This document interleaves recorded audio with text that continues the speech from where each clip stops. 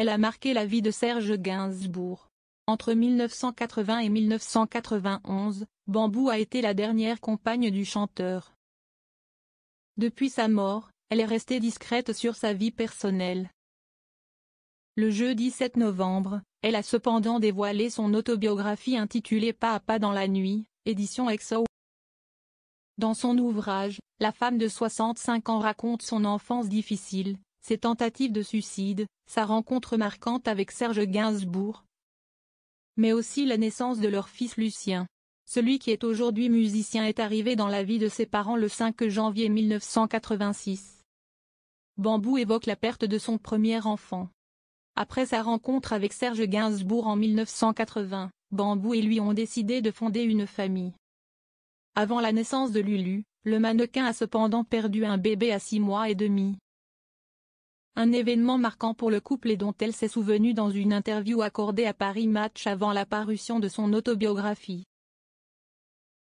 En 1989, Serge Gainsbourg avait voulu reparler de la perte de ce bébé. Un jour, Serge me dit « Tu te souviens quand on a perdu ?» et il s'arrête net, s'apercevant que Lulu, 3 ans, écoutait. Lulu abandonne son jeu et nous répond « Oui, c'était un garçon, c'était moi et je suis revenu. » Serge a blêmi et s'est tourné vers moi, effrayé. Lulu n'était au courant de rien et que pouvait-il savoir, à son âge, de la réincarnation?